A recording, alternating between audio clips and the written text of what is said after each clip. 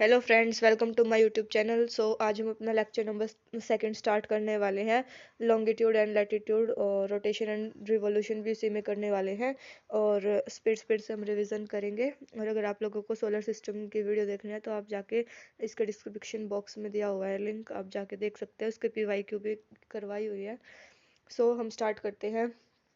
तो सबसे पहले हम देखते हैं कि जो हमारी अर्थ है, अर्थ में किस किस टाइप की क्या क्या चीज़ें हैं। तो सबसे पहले हमारी अर्थ को 0 डिग्री से एक लाइन पास होती है जिसको बोलते हैं हम इक्वेटर, जो पृथ्वी को क्या करती है, दो इक्वल पार्ट्स में डिवाइड करती है। अपर पार्ट को हम बोलते हैं नॉर्दर्न हेमिस्फेयर और नीचे वाले को बोलते हैं साउदर्न हेमिस्फेयर। ठीक है। तो हेमिस्फेयर का मतलब होता है गोलार्ध। ठीक है, ये उत्तरी गोलार्ध और ये दक्षिणी गोलार्ध बोलते हैं। देन उसके बाद जो ये इक्वेटर है, इक्वेटर के ऊपर अगर हम जाएंगे नॉर्थ में तो एक ट्रॉपिक ऑफ कैंसर लाइन होती है। ठीक है, जो 23.5 डिग्री से गुजरती है। और उससे ऊपर एक होती है लाइन जिसको हम बोलते हैं आर्कटिक सर्कल।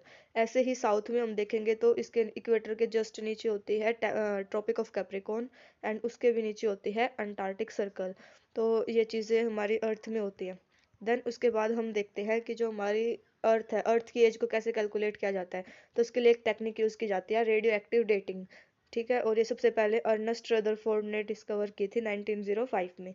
और ये कुछ डेटिंग के टाइप है और अलग अलग चीज़ों की हम इससे एज निकाल सकते हैं। तो अगर ओल्डेस्ट रॉक की हमें एज निकालनी हो तो यूरेनियम लेड डेटिंग मेथड का यूज़ करते हैं। और अगर हमें लेटेस्ट रॉक की जो एज निकालनी है तो हम कार्बन डेटिंग मेथड का यूज़ करते हैं। तो first and six is most important. Then हम आगे चलते हैं कि हमारी जो अर्थ है, अर्थ की शेप की है। ठीक है, हमें लगता है कि हमारी जो अर्थ है वो स्फेयर शेप की है, स्फेरॉइड है। लेकिन ऐसी नहीं है, ये कहीं से उभरी हुई है, कहीं से नीचे बैठी हुई है। तो इस टाइप की हमारी ये एज जो शेप है अर्थ की, वो दिखाई देती है। तो इस शेप को हम क्या बोलते हैं, इस शेप को नाम दिया गया है जियोइड या फिर ऑब्लेट स्फीरॉइड।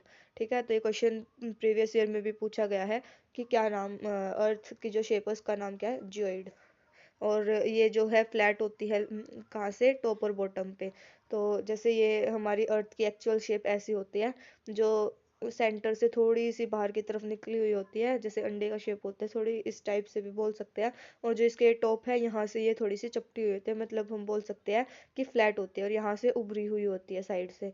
तो हम क्या बोल सकते हैं कि जो हमारी अर्थ, जो ये इक्वेटर है, इक्वेटर से तो क्या हुई है, बल्ज्ड है। हमारी जो इक्वेटर पे क्या है, हमारी अर्थ बल्जेस है। और जो पोल्स है, पोल्स पे क्या है, फ्लैट है। क्यों है इक्वेटर पे ये बल्ज, क्योंकि यहाँ पे एक सेंट्रीफ्यूगल नाम की फोर्स लगती है। तो पहले हम देख लेते हैं कि किस किस टाइप की फोर्सेस लगती है। जब कोई भी बॉडी रिवॉल्व करती है तो क्या होता है, टू टाइप की फोर्सेस लगती है, एक होती है सेंट्रीपिटल, एक होती है सेंट्रीफ्यूगल।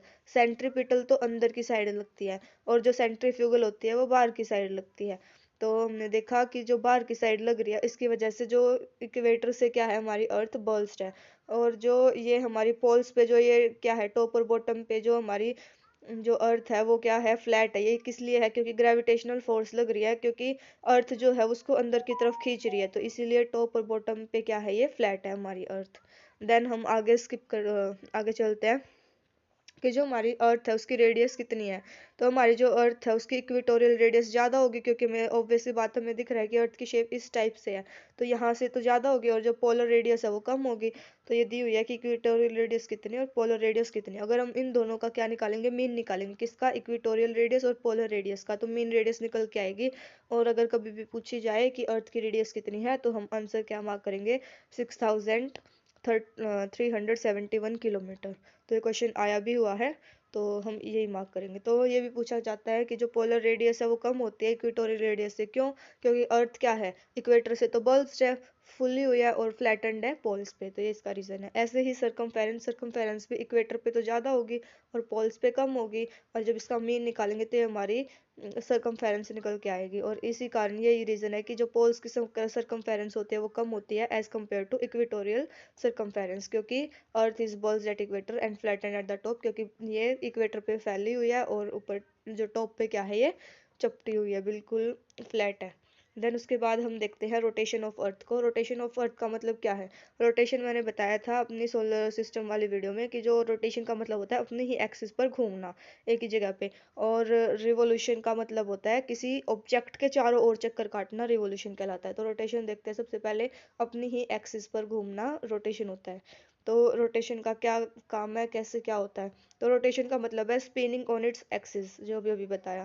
तो जो हमारी अर्थ जो रोटेशन करते हैं उसी के कारण क्या होते हैं, एक दिन जब हमारा कंप्लीट हो जाता है, जब एक रोटेशन कंप्लीट हो जाती है अर्थ की, तो हमारा वन डे भी कंप्लीट हो जाता है, जो कि रोटेशन जो है 23 आवर्स 50। अर्थ रोटेट करते हैं वो वेस्ट टू ईस्ट डायरेक्शन में रोटेट करती है, इसका मतलब एंटी क्लॉकवाइज। और मैंने जो सोलर सिस्टम की वीडियो उसमें बताया था कि जितने भी प्लैनेट है 8 में से सिर्फ 2 प्लैनेट ऐसे हैं जो क्लॉकवाइज रोटेट करते हैं, उनका नाम क्या है आप कमेंट बॉक्स में बताना कि कौन से है वे।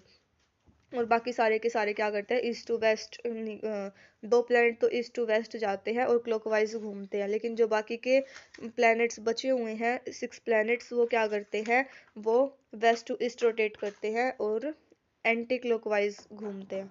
तो ये सारी चीज़ें होगी। उसके बाद हम देखते हैं कि रोटेशनल स्पीड मैक्सिमम होती है, रोटेशन का मतलब हमें पता चल गया। अब रोटेशनल स्पीड जो है मैक्सिमम है इक्वेटर पे और मिनिमम है पोल्स पे। ऐसा क्यों है कि इक्वेटर पे वो स्पीड मैक्सिमम है? क्यों है मैक्सिमम? क्योंकि आप लोगों ने फॉर्मूला पढ़ा होगा, speed is equal to distance upon time. तो डिस्टेंस जो है वो किसके इक्वल है, स्पीड के। अगर स्पीड बढ़ेगी तो डिस्टेंस भी बढ़ेगा, तो जितना ज़्यादा डिस्टेंस होगा उतनी ज़्यादा क्या होगी, स्पीड होगी। तो और हमें पता है कि जो इक्वेटर है, इक्वेटर पे क्या होता है, इक्वेटर पे डिस्टेंस ज़्यादा है एज कम्पेयर टू पोल। तो इक्वेटर पे अगर डिस्टेंस ज़्यादा है तो स्पीड भी तो ज़्यादा होगी यहाँ पे। तो इसीलिए ही जो रोटेशनल स्पीड है वो मैक्सिमम होती है इक्वेटर पे और मिनिमम होती है पोल्स पे। और उसके बाद सबसे फास्टेस्ट रोटेशन स्पीड किसकी है, जुपिटर की। और कितनी होती है, 9 आवर 55 मिनट्स में क्या कर लेता है ये, एक रोटेशन को कंप्लीट कर लेता है। और सबसे ज़्यादा किसकी होती है कमेंट बॉक्स में बताना। और जो हमारी अर्थ है वो क्या है, वो बिल्कुल सीधी नहीं है। जो ये अर्थ की जो एक्सिस है वो अपनी एक्सिस से 23.5, यहाँ पे 23.5 आएगा। तो 23.5 डिग्री क्या है, वो थोड़ी सी टिल्टेड है अर्थ। और अपने ऑर्बिटल प्लेन से 66.5 डिग्री क्या है, टिल्टेड है। तो अगर पूछे कि जो अर्थ है वो अपनी एक्सिस से कितने डिग्री टिल्टेड है, 23.5। और अगर पूछे ऑर्बिटल प्लेन से कितने हैं तो 66.5 डिग्री। देन आगे चलते हैं। उसके बाद रोटेशन कंप्लीट हो गया है। रोटेशन के बाद हम देखेंगे कि रिवॉल्यूशन होता क्या है। रिवॉल्यूशन भी मैंने बताया था कि किसी भी ऑब्जेक्ट के चारों ओर अगर हम चक्कर काट रहे हैं तो उसको रिवॉल्यूशन बोलते हैं। तो जैसे सन के चारों ओर हमारी पृथ्वी जो है रिवॉल्यूशन कर रही है, तो घूम रही है, तो उसी को हम क्या बोलते हैं, रिवॉल्यूशन बोलते हैं। सन ऑब्जेक्ट हो गया और अर्थ क्या है, उसके चारों ओर घूम रही है, तो इसको हम रिवॉल्यूशन बोलते हैं। तो इसका मतलब आगे देखते हैं, revolving around the sun in elliptical orbit. जो हमारी अर्थ है वो सन के चारों ओर इलिप्टिकल ऑर्डर में घूमती है, ठीक है। किस ऑर्डर में घूम रही है, इलिप्टिकल ऑर्डर में घूम रही है। देन उसके बाद हम देखते हैं वन रिवॉल्यूशन कितने दिन में, एक रोटेशन तो हमने देखा अभी 23 hours and 23 hours something minute में क्या करते हैं, कंप्लीट करते हैं। तो ऐसे ही वन रिवॉल्यूशन जो है वो 365 days 6 hour 9 minute and 9 second में क्या करती है, कंप्लीट करती है। तो 6 आवर्स हुए ये, और जो बाकी का टाइम बचा हमने देखा है कि 4 साल में क्या 24 घंटे निकल के आ जाते हैं, जो बचा हुआ टाइम है उसे 24 घंटे निकल आते हैं 4 साल में। इसीलिए लीप ईयर बनता है 4 साल में, हर 4 साल में एक साल बढ़ जाता है। तो वो सॉरी, वन डे बढ़ जाता है, तो वो इसी का कारण बढ़ता है। और उसके बाद ऑर्बिटल स्पीड है 29.8 किलोमीटर पर सेकेंड। तो इसमें ज़्यादा कुछ नहीं पूछा जाता, सिर्फ विन रिवोल्यूशन का टाइम पूछा जा सकता है। और ये इंपॉर्टेंट है कि मैक्सिमम ऑर्बिटल स्पीड कौन से प्लेनेट की, मरकरी की है, और वो कितनी है, 88 डेज है। ये भी मैंने सोलर सिस्टम वाली वीडियो में बताया हुआ है। और मिनिमम ऑर्बिटल स्पीड किसकी है, वो है नेपच्यून की, ठीक है। और कितनी है ये लोग आप कमेंट में ज़रूर बताना।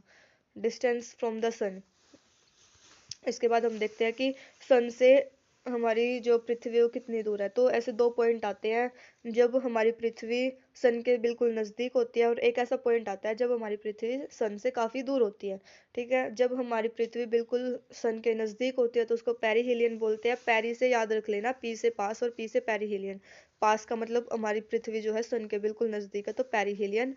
एंड फारदेस्ट और दूर होगी तो एपीहिलियन। और इनकी डेट पूछ लेता है पेरिहिलियन, या फिर ये पूछेगा पेरिहिलियन कब होता है और एपीहिलियन कब होता है, और ये 1-2 दिन आगे पीछे भी हो सकता है। तो ये हो गया। अब उसके बाद हम नेक्स्ट देखते हैं। हमने सन का तो पढ़ लिया कि जब हमारी पृथ्वी सन से नज़दीक होती है और दूर होती है तो उनको क्या बोलते हैं। तो अब हम देखेंगे कि मून अगर हमारी पृथ्वी के पास हो या दूर हो तो हम क्या बोलेंगे।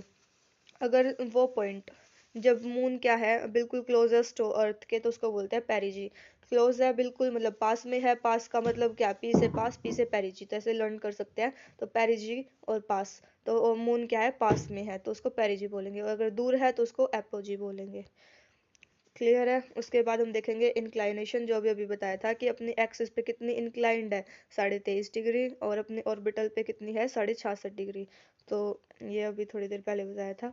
उसके बाद हम क्या देखेंगे, हेमिस्फेयर गोलार्ध को देखेंगे कि जो हमारी पृथ्वी है, पृथ्वी में जो इक्वेटर है, इक्वेटर क्या करता है, जो हमारी पृथ्वी है उसको लॉन्गिट्यूडनली, जो लॉन्गिट्यूडनली क्या करता है, डिवाइड करता है टू पार्ट्स में, इक्वल टू पार्ट्स में। तो ऊपर वाले को हम नॉर्दर्न हेमिस्फेयर बोलते हैं, नीचे वाले को सदर्न हेमिस्फेयर बोलते हैं।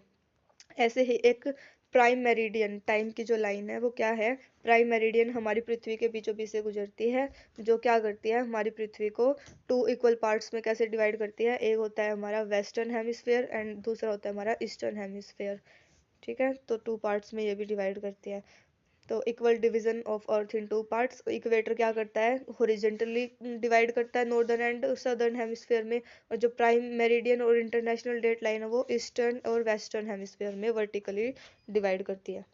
देन उसके बाद हम देखते हैं लॉन्गिट्यूड एंड लैटिट्यूड्स क्या होते हैं। तो ये इमेजिनरी लाइन होती है, काल्पनिक रेखाएं होती हैं, ये वैसे नहीं होती, लेकिन ये किस लिए यूज़ की जाती है, ताकि हमें किसी प्लेस को लोकेट करना हो, तो इसीलिए ये सारी चीज़ें बनाई गई हैं, लैटिट्यूड एंड लॉन्गिट्यूड। उसके बाद हम देखते हैं कि जो ये वाली लाइंस आप देख रहे हैं इक्वेटर के जैसे हॉरिजेंटली जितने भी लाइंस है, ये सारी की सारी लैटिट्यूड कहलाती है। क्या कहलाती है, लैटिट्यूड्स। और जितनी भी ये लंबी लाइंस आप लोग देख रहे हैं ये सारी की सारी होती है हमारी लॉन्गिट्यूड्स।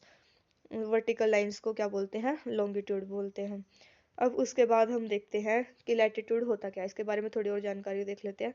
लैटिट्यूड क्या है, एक इमेजिनरी हॉरिजॉन्टल लाइन है, और हॉरिजॉन्टल भी बताया था, ठीक है, जो ईस्ट टू वेस्ट रन करती है, जो ईस्ट से वेस्ट की तरफ रन करती है। देन उसके बाद angular distance from the equator, तो जैसे ये हमारा इक्वेटर है, तो इक्वेटर से क्या है, सारी की सारी क्या है, एंगुलर डिस्टेंस पे, सेम डिस्टेंस पे है। और जो 1 डिग्री ऑफ लैटिट्यूड है उसके बीच में क्या है, 111 किलोमीटर अप्रोक्स क्या इनके बीच में गैप है। ठीक है, 0 डिग्री के बाद 1 डिग्री है, तो इनके बीच में जो गैप है वो है 111 किलोमीटर अप्रोक्स। ठीक है, ये क्वेश्चन भी आया हुआ है प्रीवियस ईयर में कि कितना गैप है 1 डिग्री लैटिट्यूड के बीच में, और हमारी टोटल लैटिट्यूड्स कितनी है, वो है 181। वो 181 कैसे, जैसे अगर हम इक्वेटर से नीचे की तरफ जाएंगे तो 90 ये हो जाएंगी, और इक्वेटर से ऊपर की तरफ जाएंगे तो 90 हो जाएंगी, 90 90 क्या हो गया 180। एंड अगर वन इक्वेटर को भी हम देखेंगे तो एक इसमें ऐड करेंगे तो 181 हो जाएंगे। तो ऐसे हमारी जो टोटल लैटिट्यूड है 181 है, और हर लैटिट्यूड के बीच में डिस्टेंस है वो सेम है, ये भी बताया था। देन उसके बाद देखते हैं कि इंपॉर्टेंट लैटिट्यूड्स जो याद रखने की है वो कौन कौन सी है। तो सबसे पहले हमारी इक्वेटर है, ठीक है, उसके बाद आती है जो अपर साइड है, नॉर्थ साइड, उसमें ट्रॉपिक ऑफ कैंसर आती है। देन उसके बाद आर्कटिक सर्कल, और साउथ की साइड देखें इक्वेटर से नीचे तो Tropic of Capricorn, Antarctic Circle, तो ये सारी चीज़ें आती है। देन उसके बाद हम देख लेते हैं कि कौन सी चीज़ कैसे क्या करती है।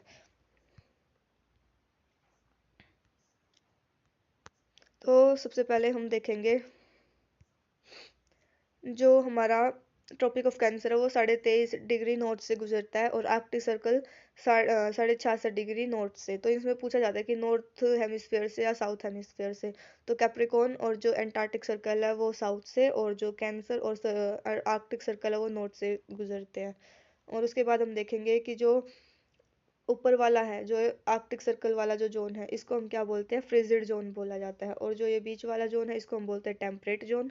ऐसे ही नीचे की तरफ भी सबसे नीचे फ्रिजिड जोन, उससे ऊपर टेम्परेट, और जो बीच का ये हिस्सा बच गया जस्ट इक्वेटर से ऊपर और जस्ट उसके नीचे, तो उसको बोलते हैं टॉररिड जोन। और इसमें एक इम्पोर्टेंट बात जो है वो ये है कि जो डायरेक्ट रेज है सनलाइट की वो हमेशा ट्रॉपिक ऑफ कैंसर और ट्रॉपिक ऑफ कैप्रिकॉर्न के एरिया तक ही रहती है, इससे बियॉन्ड नहीं जाती, इसके पार कभी भी सन की रेज नहीं पहुंचती है। देन उसके बाद देखते हैं कि लार्जेस्ट लैटिट्यूड कौन सी होगी। तो ये हमें ऑब्वियस सी बात है, पृथ्वी में सबसे बड़ी जो बीचों बीच से गुजरते हुए इक्वेटर है, तो सबसे बड़ी लैटिट्यूड इक्वेटर होगी, और स्मॉल होगी पोल पे। तो जैसे यहाँ पे अगर कोई भी लाइन होगी तो बिल्कुल क्या होगी, छोटी होगी, तो स्मॉलेस्ट लैटिट्यूड कहाँ पे होगी, पोल्स पे होगी, नॉर्थ और साउथ पोल पे होगी। देन उसके बाद हम देख लेते हैं कि जो लैटिट्यूड है इसकी इंपॉर्टेंस क्या है, किस चीज़ के लिए बनाई गई है। क्लाइमेट के लिए, टेम्परेचर जोन्स के लिए, विंड के लिए, प्रेशर सिस्टम या फिर प्लानिटरी विंड सिस्टम, या फिर किसी भी प्लेस को लोकेट करने के लिए इन जो ये लैटिट्यूड्स है इनका यूज़ किया जाता है। देन उसके बाद हम देख लेते हैं जो हमारा ये आर्कटिक सर्कल वाला जो रीजन है, ठीक है, ये आर्कटिक सर्कल और नीचे था अंटार्कटिक सर्कल, तो इस ये मिस प्रिंट है यहाँ पे, तो अंटार्कटिक सर्कल लिख लेना। तो अंटार्कटिक सर्कल वाला रीजन और आर्कटिक सर्कल वाला रीजन, ये ऐसा रीजन है पृथ्वी का जो 24 घंटे लाइट, या तो 24 घंटे दिन और 24 घंटे रात रहती है इसमें, ठीक है। इसमें अगर रात है तो दिन नहीं निकलता और दिन है तो रात नहीं होती, तो ये ऐसा है जिसमें 24 घंटे दिन या रात देखने को मिलता है। देन उसके बाद हम देखते हैं लॉन्गिट्यूड्स। तो लॉन्गिट्यूड्स क्या होती हैं? तो लॉन्गिट्यूड्स में क्या है, लॉन्गिट्यूड मैंने बताया था वर्टिकल लाइंस होती हैं, और ग्लोब में जो कि नॉर्थ टू साउथ, ऊपर से नीचे की तरफ ऐसे ये मूव करती हैं। और एंगुलर डिस्टेंस जो है फ्रॉम प्राइम मेरिडियन, तो इसका जो डिस्टेंस जो मेजर किया जाता है किसको बीच में रख के किया जाता है, प्राइम मेरिडियन को रख के किया जाता है। और जो डिस्टेंस है ईच लॉन्गिट्यूड का, वो पोल से इक्वेटर की तरफ वेरी करता है। कैसे वेरी करता है, देखो, जैसे सबसे पहले हमने ये पृथ्वी बना ली अपनी, और अगर यहाँ से ऐसे अगर कोई भी लॉन्गिट्यूड जा रही है, तो यहाँ पे जो गैप है वो कम है, और जो इक्वेटर के बीच में जो ये गैप है इक्वेटर के पास, तो यहाँ पे क्या है, ज़्यादा मैक्सिमम है, तो पोल्स पे मिनिमम होता है डिस्टेंस, और जो इक्वेटर है इक्वेटर पे मैक्सिमम होता है। तो यही चीज़ इसमें बताई गई है कि जो डिस्टेंस है इस लॉन्गिट्यूड, हर लॉन्गिट्यूड का, वो वेरी करता है पोल से इक्वेटर की तरफ। क्यों? क्योंकि लीस्ट कम होता है पोल्स पे और मैक्सिमम होता है इक्वेटर पे। और जो ये टोटल लॉन्गिट्यूड्स आप देख रहे हो, तो ये पूरा का पूरा ऐसे राउंड सर्कल कंप्लीट करेगा, क्योंकि 3D पिक्चर है, तो 3D पिक्चर में देखेंगे तो पूरा का पूरा 360 एंगल कंप्लीट कर, 360 डिग्री लॉन्गिट्यूड, जो 360 टोटल क्या है, लॉन्गिट्यूड्स है। ऑल लॉन्गिट्यूड डिवाइड अर्थ इनटू टू इक्वल पार्ट्स, तो जितने भी लॉन्गिट्यूड्स हैं वो सारी की सारी अर्थ को इक्वल पार्ट्स में डिवाइड करती हैं। क्यों करती है? क्योंकि जब भी हम किसी भी लॉन्गिट्यूड को खींचेंगे तो वो सेंटर से पास होगी, बिल्कुल जब वो सेंटर से पास होगी तो उसको क्या करेगी, इक्वल टू पार्ट्स में डिवाइड करेगी।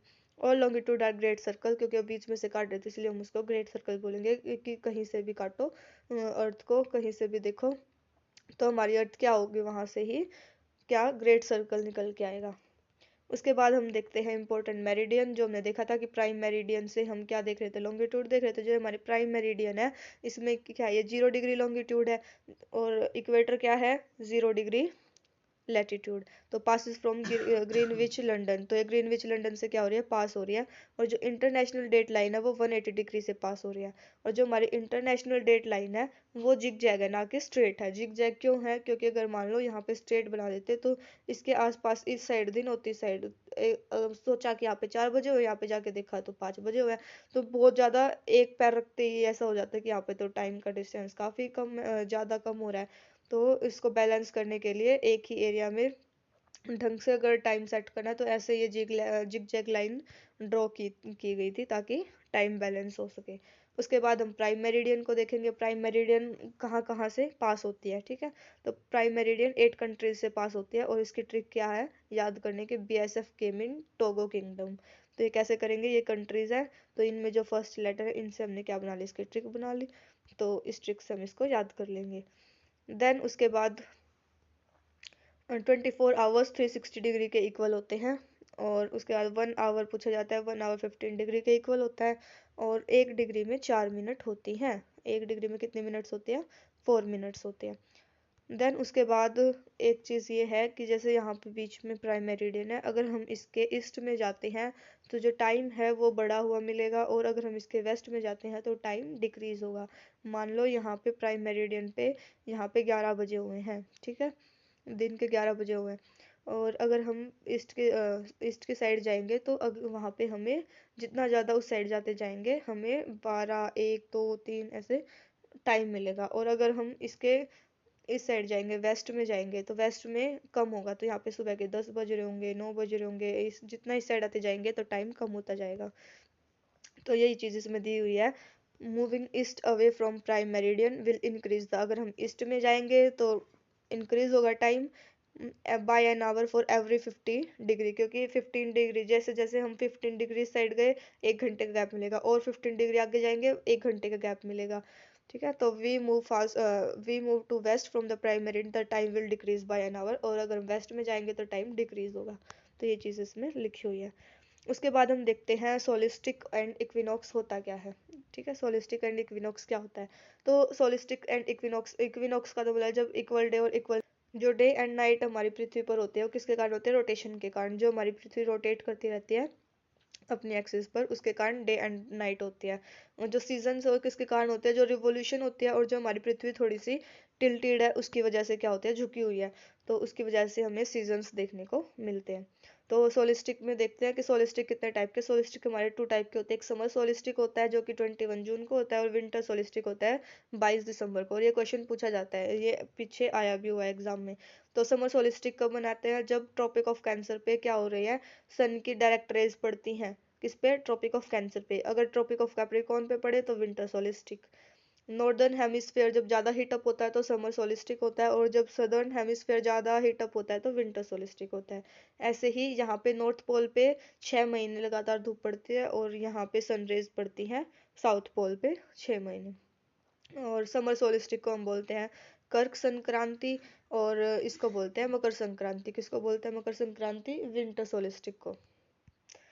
इसमें डेट वेरी इंपॉर्टेंट है, और पूछा जाता है कि क्यों होती है, क्योंकि इसमें direct rays Tropic of Cancer पे और इसमें ट्रॉपिक ऑफ कैप्रिकॉर्न पे गिर रही होती है, तो ये मेन रीजन याद रखना। उसके बाद होता है इक्विनॉक्स, इक्विनॉक्स को बोलते हैं विषुव।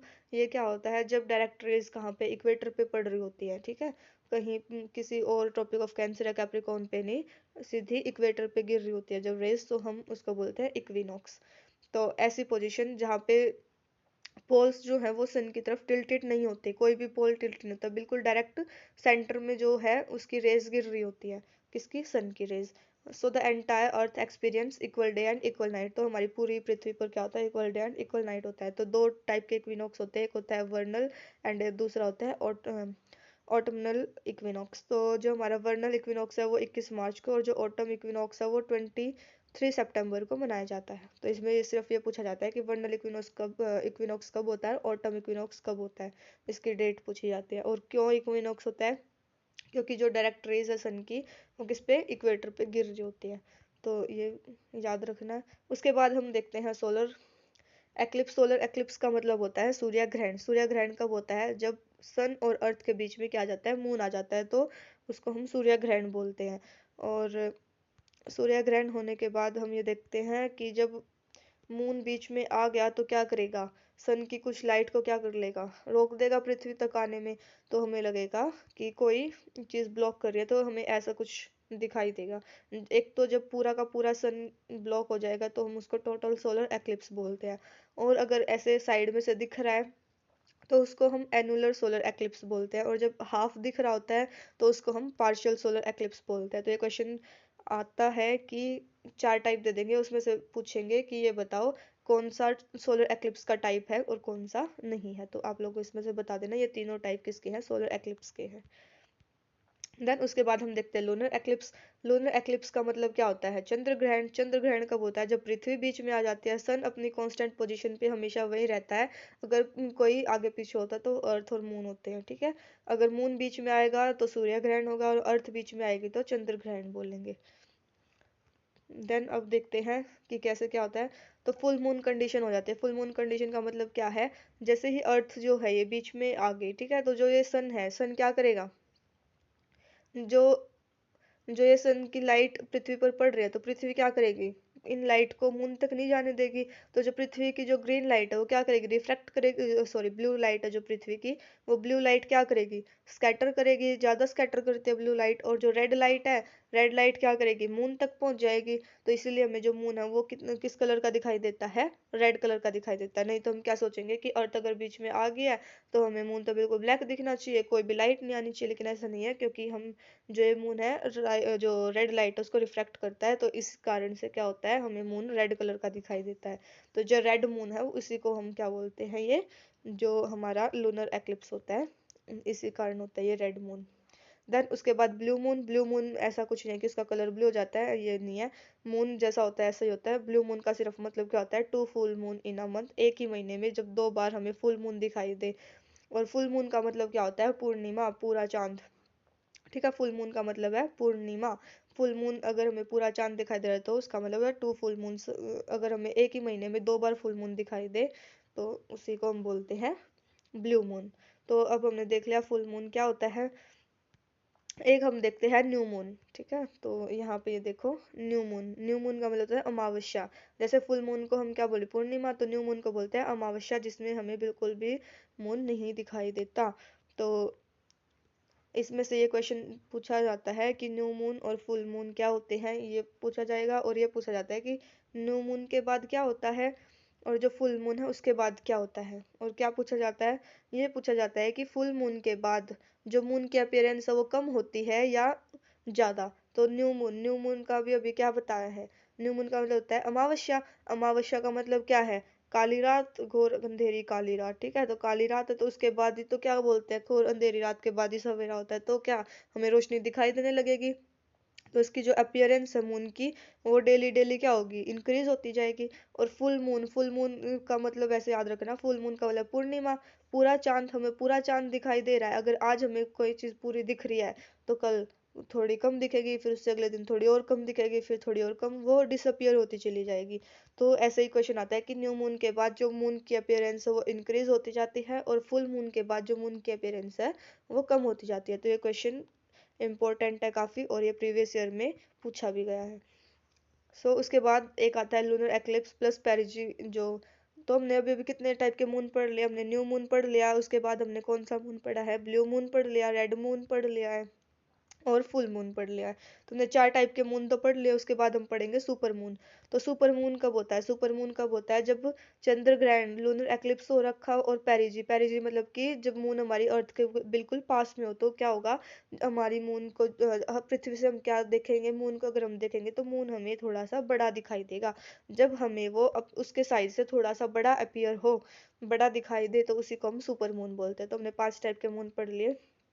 देन उसके बाद हम देखते हैं पेनम्ब्रा और अम्ब्रा क्या होता है। पेनम्ब्रा और अम्ब्रा में सिर्फ ये डिफरेंस है कि जो पेनम्ब्रा है, पेनम्ब्रा में लाइट शेडो में जो दिखते हैं उसको पेनम्ब्रा बोलते हैं और जो डार्क शेडो दिखती है उसको हम अम्ब्रा बोलते हैं, चाहे वो किसी की शेड, जैसे यहाँ पे अर्थ से ये जो शेडो बन रही है, यहाँ पे जो ये डार्क शेडो है उसको हम अम्ब्रा बोलते हैं और जो साइड में जो लाइट शेडो है उसको हम पेनम्ब्रा बोलते हैं। तो बस यहाँ तक आज का तो टॉपिक था और कल हम इसके पीवाईक्यू करेंगे। और आप लोगों को ये सीरीज कैसी लग रही है कमेंट बॉक्स में जरूर बताना, कोई डाउट हो तो वो भी आप पूछ सकते हैं।